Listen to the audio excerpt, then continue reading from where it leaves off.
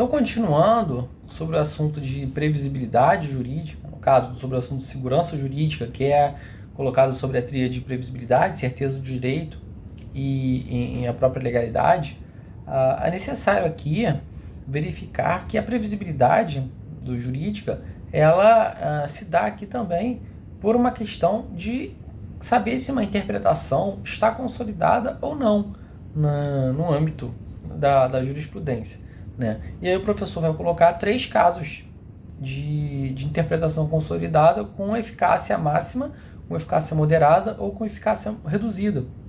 E aí, qual seria a interpretação consolidada com eficácia máxima? Ora, seria próprio nos casos de ação, de incondicionalidades, enfim, esses controles, no caso de súmulas vinculantes, né? Então, quando o Supremo coloca essas questões em controle abstrato, com efeito vinculante e também erga omnes, né, o professor ele vai defender aqui que haja uma garantia aqui de que nova interpretação, ou seja, que quando haja uma mutabilidade normativa, esses efeitos eles se coloquem com efeitos ex nunc, para garantir, para resguardar a segurança jurídica dos atos regulados anteriores a essa mutação, né? Então, como a eficácia é máxima, né, é necessário que seja aqui respeitada a questão da segurança jurídica. Quando a eficácia é moderada, são os casos em que o Supremo ou o STJ, em matéria infraconstitucional, já se manifestou acerca de alguma situação e se consolidou seu entendimento via súmula, ainda que não vinculante, né? Existe um posicionamento, mas esse posicionamento não vincula a administração pública, ao poder legislativo, ao próprio poder judiciário, apenas um indicativo. E aqui eu faço uma ressalva, porque esse texto provavelmente antes do novo CPC, o novo CPC traz algumas considerações sobre precedentes, né? Não vou me alongar aqui, mas talvez haja uma maior força aqui das súmulas não vinculantes do que havia nessa época quando ele escreveu esse texto. Mas é uma decisão que tem que ser respeitada a questão da retroatividade, porque o contribuinte que leu a súmula e aplicou aquele entendimento, por exemplo, se um tributo é constitucional, se o tributo é inconstitucional, ele está tentando se balizar pela certeza do direito, né, que é o subprincípio da segurança jurídica, porque aquele órgão ele tem estatura constitucional para dizer que aquela lei é constitucional ou inconstitucional. Então, se ele segue aquilo, então provavelmente ele está tentando, ele está confiando no sistema, né? Ele está confiando no sistema. Não seria justo admitir posição diversa. Só que esse entendimento ele não é vinculante para a administração, né? E aí o que o professor coloca é que caso o Supremo, Superior Tribunal de Justiça venha a modificar o seu entendimento, haja efeitos também prospectivos, né? E um último caso é quando há um entendimento, uma interpretação consolidada com eficácia mínima, né? É que quando não há ação de controle de constitucionalidade, não há súmula vinculante, não há súmula não vinculante, mas há apenas decisões, acórdãos em determinadas situações e saber se isso realmente estipula algum entendimento que deva colocar uma segurança jurídica aí para o contribuinte. E a questão aqui é que não, né? Mas se o Superior Tribunal de Justiça, o Supremo, vier a modificar o entendimento, é necessário que haja uma ponderação maior. É um aumento do ônus argumentativo aqui para uma modificação do entendimento.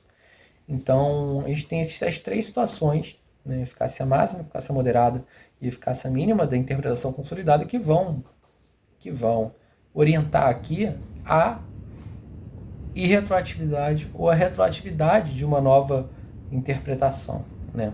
Então, a gente percebe que existe aqui um critério de natureza material, né, que é a própria forma com que essa interpretação jurídica se dá, se é via ADIM, se é via DC, se é via súmula vinculante, se é via súmula não vinculante, se é via apenas as decisões de órgãos do plenário, né, que vão tentar garantir que o princípio da retroatividade.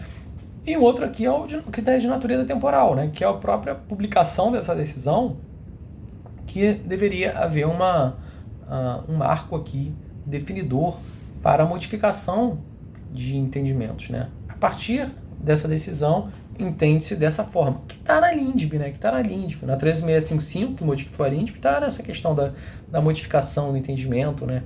E isso, de certa forma, é extraído de forma implícita da segurança jurídica, né?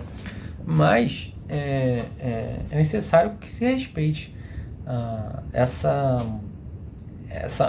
modificação, essa mutação normativa, ela não que ela seja algo derivado da segurança jurídica, mas ela tem que respeitar a segurança jurídica, né? E a segurança jurídica, ao mesmo tempo, ela tem que aceitar a mutabilidade normativa, né? Ela tem que aceitar e saber que ela existe. Ela não pode colocar uma venda nos seus olhos e achar que nunca vai ser mudada uma interpretação e que as interpretações são atemporais, né? Os entendimentos são atemporais. Não.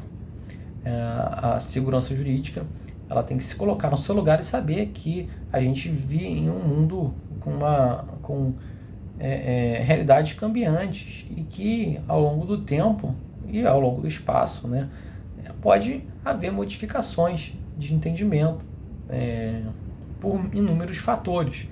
E só que o que tem que ser garantido é uma questão de previsibilidade. E aqui, convenhamos, uma decisão isolada do Supremo tem como o contribuinte se basear todo o seu planejamento por causa de uma decisão isolada do Supremo? Óbvio que não, né? Então, o contribuinte não teria uma expectativa líquida e certa de direito ao seu planejamento com base em um acórdão solto do Supremo, descontextualizado, sem que isso seja manifestado, sem que essa posição seja manifestada em alguma ação, alguma súmula, enfim.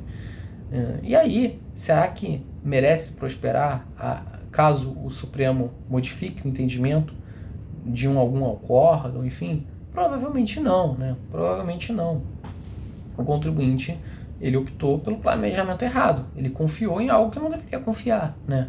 Mas, em outras questões, e aqui vou pegar esse caso de eficácia máxima, súmula vinculante, AD6, ADIs, aí sim o contribuinte tem legítima expectativa de que haja uma postura, né?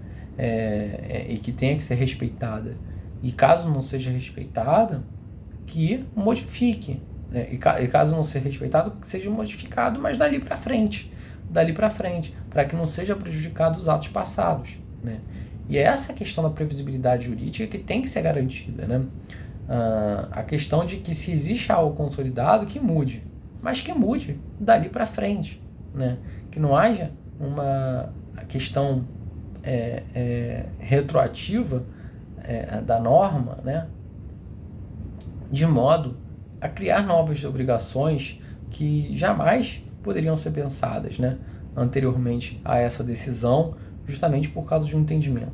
Não é alguém que fale agora pode, agora não pode, agora pode, agora não pode.